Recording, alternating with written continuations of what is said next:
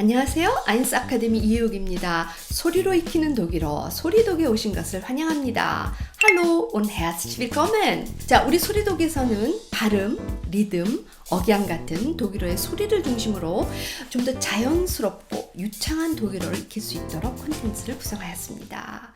Los geht's!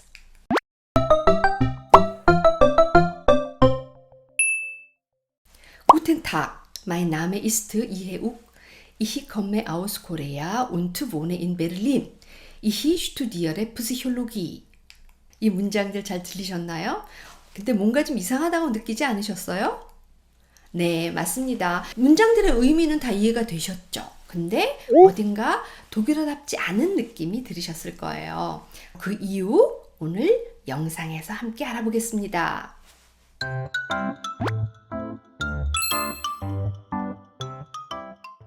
Guten Tag, mein Name ist Iheuk. Ich komme aus Korea und wohne in Berlin.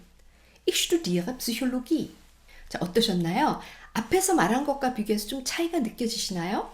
자, 이번에는 훨씬 더 자연스럽게 독일어답게 들리셨을 거예요. 어떻게 해야 자연스러워질까요? 자, 독일어를 유창하게 말하기 위해서 필요한 것들 사실 생각해보면 많습니다. 발음도 있을 수 있겠고요. 발성, 억양, 리듬도 있을 수 있겠죠.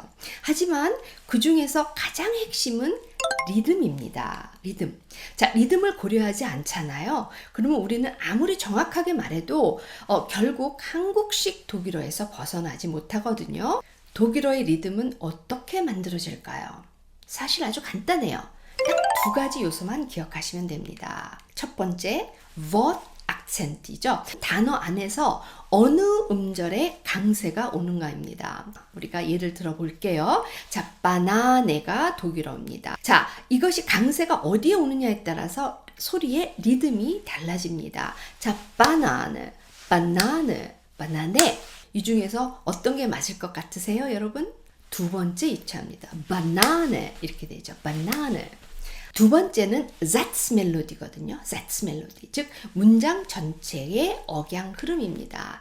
자, 이렇게 독일어의 리듬은 Wort Akzent와 Satz 멜로디 이 두 가지 요소가 만나서 만들어지는 겁니다. 대부분 학습자들은 우리가 문법이라든가 회화 연습은 많이 해보죠. 강세와 리듬에 대해서는 체계적으로 배운 경험이 거의 없을 겁니다. 그래서 이제부터는 소리독을 통해서 독일어 소리의 원리를 하나씩 천천히 그리고 정확하게 함께 익혀볼 계획입니다. 처음 들으셨던 한국식 독일어 기억나시죠? 그렇다면 왜 많은 한국 학습자들이 독일어를 그렇게 발음하게 될까요? 또 왜 한국어 화자에게 강세, 즉 악센트라는 이런 개념이 좀 낯설게 느껴질까요? 사실 그 이유는 간단합니다. 한국어는 모든 음절을 거의 같은 세기와 길이로 발음하는 언어이기 때문이죠. 저는 학교에 가요. 그렇게 얘기하지. 학교에 가요. 우린 학교에 가요. 이러지 않잖아요. 그래서 모든 음절이 비슷한 높이와 힘으로 이렇게 평평하게 이어집니다. 그래서 한국어에서는 어떤 강하게 읽히는 음절이라든가 유독 튀는 소리가 별로 없어요. 한국의 억양이나 높이가 높낮이는 주로 어떻게 감정적으로 표현을 할 때, 그렇죠? 혹은 의문문과 같이 문장의 종류를 나타낼 때 사용하게 됩니다. 한국어 같은 경우는 단어를 구분하거나 인식하는 데는 이런 강세가 큰 영향을 주지 않습니다. 하지만 독일어는 다르죠. 왜냐하면 강세가 단어의 의미를 인식하는 데 직접적인 영향을 하기 때문이거든요. 예를 하나 들어볼게요. 자, 여러분이 독일 빵집에서 이렇게 얘기한다고 한번 가정해 봅시다. Ich möchte zwei Brötchen bitte. 자, 그런데 이 문장을 모든 음절을 같은 세기로 리듬 없이 평평하게 말한다면 어떻게 될까요? Ich möchte zwei Brötchen bitte. 단어도 맞습니다. 문법도 맞아요. 그런데 빵 파는 사람 입장에서는 이 문장이 좀 어딘가 낯설고 그리고 부자연스럽게 들릴 수 있어요. 심한 경우에는 무슨 말 했는지조차 정확히 이해하지 못할 수도 있어요. 그래서 비비테? 뭐라고요? 이렇게 물을 수도 있습니다. 그래서 사실 강세가 빠지면 단어는 다 맞더라도 들리는 언어로서 기능하지 못하게 되는 것이죠. 그래서 우리가 독일어로 정확하게 소통하고 서로 잘 이해하기 위해서 꼭 필요한 것이 있습니다. 바로 올바른 단어 강세, 즉 Wort Akzent죠. 이제 강세 하나로 의미가 어떻게 달라지는지 구체적인 예를 통해서 살펴보겠습니다. 첫 번째 예시 단어입니다. umstellen입니다. 자, 이 umstellen이라고 하는 단어는 강세가 어디에 오느냐에 따라서 의미가 완전히 달라집니다. 즉 앞에 오면 어떻게 될까요? umstellen, 이거는 분리동사예요. 분리동사가 됩니다. 그래서 um이 떨어져 나갑니다. 그래서 ich stelle den Tisch 역시 문장 안에서도 um의 악센트가 오죠. ich stelle den Tisch 테이블의 위치를 바꾼다는 뜻입니다. 자, 그래서 umstellen, 분리동사는 앞에 악센트가 오죠. 자, 반대로 강세가 um에 없고 stellen에 오면 비분리동사가 됩니다. 그래서 umstellt, die Polizei umstellt das Haus. 이렇게 되죠. 그래서 여기 같은 경우는 경찰이 집을 포위한다, 포위하고 있다 이런 뜻이죠. 포위, 전혀 다른 의미가 되죠. 여기서는 um이 약하게 발음되고 stellen에 강세가 옵니다. 그래서 여기서는 분리가 일어나지 않고 하나의 단어로 고정되어 쓰이게 됩니다. 비분리 동사로요. 자, 이번엔 또 다른 예시를 한번 볼게요. constance라고 하는 단어입니다. 이 constance도 강세가 어디에 오느냐에 따라서 전혀 다른 뜻을 갖게 돼요. 그러니까 예를 들면 앞에 올 경우에는 Konstanz 이렇게 됩니다. Konstanz, ich fahre nach Konstanz 이렇게 되는데 앞에 올 경우에는 남부 독일에 있는 도시 이름입니다. 그래서 나는 콘스탄츠로 가요 할 때 ich fahre nach Konstanz. 자, 그런데 뒤에 올 경우에 Konstanz 전혀 다른 의미가 돼요. 즉 뒤에 오면 일관성이라고 하는 추상명사가 돼버려요. 그래서 sie spricht mit großer Konstanz 이렇게 됩니다. sie spricht mit großer Konstanz. 즉 sie spricht mit großer Konstanz가 아니고요. sie spricht mit großer Konstanz 이렇게 됩니다. 그래서 그녀는 아주 일관성 있게 말하는군요 라는 의미가 되죠. 자, 마지막으로 August라고 하는 단어 듣겠습니다. 8월이라는 뜻이죠. 영어하고 비슷하죠. 자, 근데 이것도 그럼 강세가 다른가요? 네, 다릅니다. 자, 앞에 올 경우에는 사람 이름이 돼요. 그래서 August, mein Onkel heißt August 이렇게 됩니다. 이거는 내 삼촌 이름은 아우구스트야 이런 뜻이고요. 뒤에가 오면 어떻게 될까요? August, 이게 바로 8월입니다. 그래서 나는 8월에 태어났어요 할 경우에는 Ich bin im August가 아니라 Ich bin im August geboren. 조심하셔야 됩니다. Ich bin im August geboren. 난 8월에 태어났어요. 이렇게 되죠?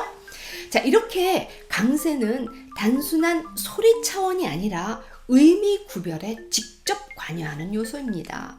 자, 그래서 우리가 독일어를 배우는 학습자라면은 단어의 강세 위치를 반드시 익혀야 하고요. 이걸 제대로 알고 말하는 게 정확한 의사소통의 시작점이 됩니다. 자, 이제 강세가 왜 중요한지 확실히 느껴지시죠? 자, 그럼 강세가 있는 음절과 없는 음절은 도대체 어떻게 다르게 발음될까요? 이 차이를 정확히 이해하는 것이 사실 독일어의 리듬을 제대로 익히는 핵심 포인트예요. 강세가 있는 음절 보죠. 우리가 아까 바나네, 강세가 있는 경우는 바나네, 길게, 강하게, 바나네, 분명하게 발음됩니다. 쉽게 말해서 또렷하게 딱 꽂히는 느낌이에요. 바나네 이렇게 강세를 받습니다. 자, 반면에 강세가 없는 음절, 즉 하고 너가 되겠죠. 이건 어떻게 될까요? 바나네, 짧고 부드럽게 발음되고요. 좀 흐릿흐릿하게 힘을 쫙 빼고 흐릿하게 발음되고 우리가 전문 용어로 슈바 발음으로 처리한다고 합니다.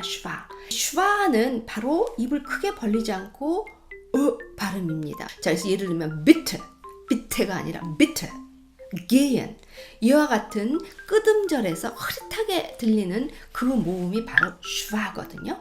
아텐트를 제대로 할 경우에는 뒤에 나오는 발음이 슈와 처리가 됩니다. 자, 그럼 지금부터 실제 단어 예시를 좀 통해서 강세가 어떻게 작용하는지 좀 더 구체적으로 살펴보겠습니다. 자, 한 음절 단어 먼저 시작하겠습니다.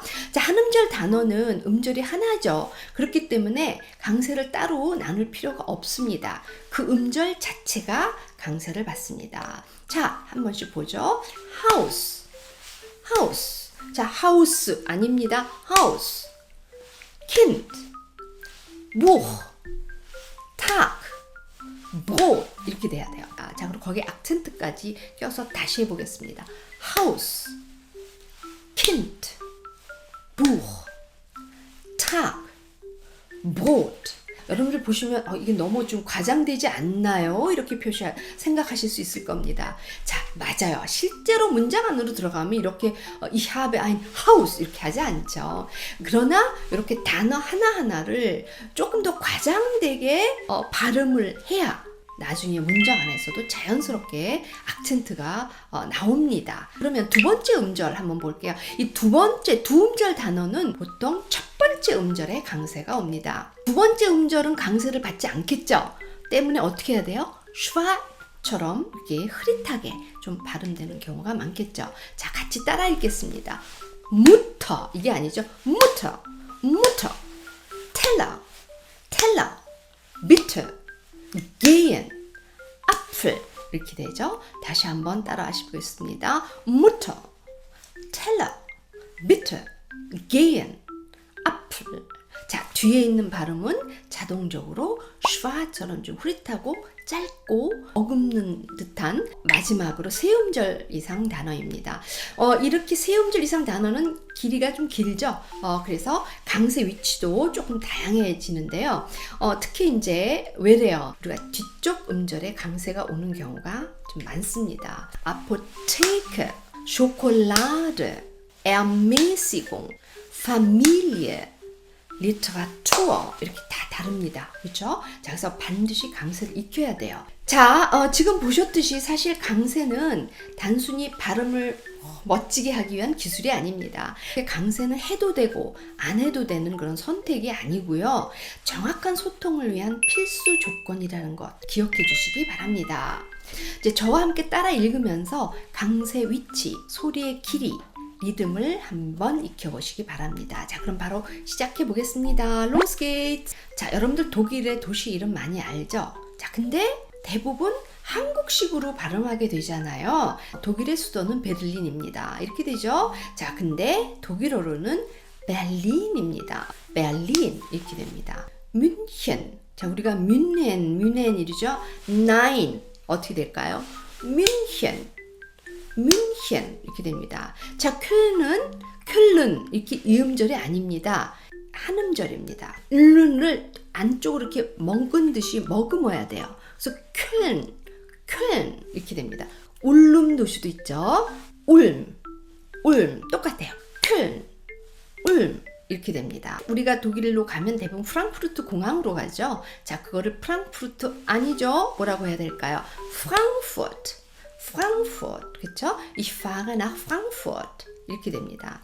자, 하이델베르크 이건 또 3음절이라 내가 다시 떠났는데요. 이럴 때는 하이델베르크 이렇게 됩니다. 하이델베르크. 자, 다시 따라 읽어보세요. 베를린, 뮌헨, 쾰른, 울m, 프랑크푸르트, 하이델베르크 이렇게 되죠. 자, 그러면 이제 우리가 한국에 차용돼 우리가 독일어 단어 있어요. 여러분들 다 아시는 단어입니다. 자, 우리가 한번 해볼까요? 아우토반이죠. 아우토반도 악센트 들어가면 어떻게 될까요? 아우토반. 자, 그 다음에는 아르바이트 우리 있죠. 이제 우리 요새는 알바라고 하는데요. 앞에 악센트 붙입니다. 그럼 어떻게 될까요? Arbeit 이렇게 되죠. Arbeit. So, Kindergarten 유치원이죠. 이걸 어떻게 읽을까요? Kindergarten 이렇게 됩니다. 자, 우리가 기부스 그러잖아요. 기부스도 원래 독일어 발음이에요. 자, 기부스 안 되죠? 어떻게 될까요? 깁스 이거는 한 음절 단어입니다. 자, 깁스. 자, 다시 한번 따라 읽어보세요. Autobahn, Arbeit, Kindergarten, 깁스 이렇게 됩니다. 이제 소리를 따라 연습해 봤으니까요.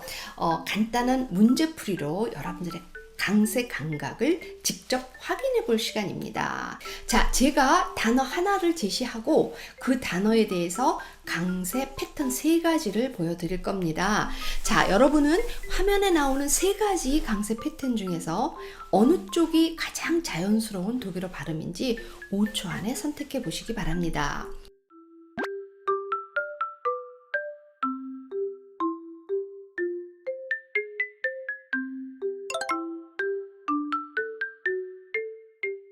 Brötchen. 자, 1번이 정답입니다. 아시겠죠?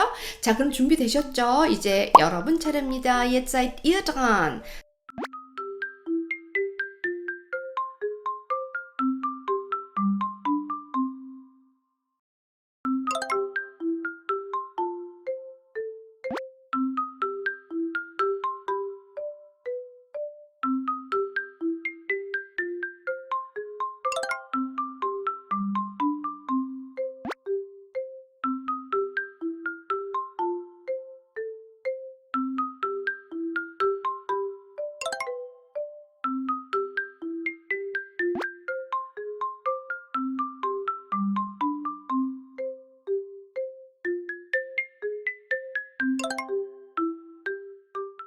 자, 어떠셨나요? 강세 문제 다 맞추셨죠? 자, 오늘 배운 거 꼭 기억해 두시기 바랍니다. 사실 강세는 단순히 발음을 멋지게 하는 기술이 아니라 상대방이 내 말을 정확히 이해할 수 있도록 도와주는 핵심 요소입니다.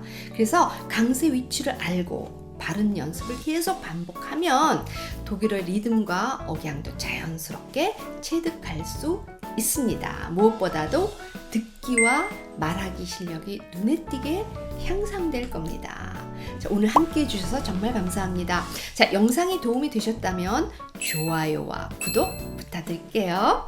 자, 다음 영상에서는 독일어 단어의 강세 기본규칙, 즉 어디에 강세가 오고 또 왜 그렇게 되는지를 좀 쉽고 명확하게 정리해 드리겠습니다. 자, 그럼 이 강에서 뵙겠습니다. 자, tschüss, bis bald.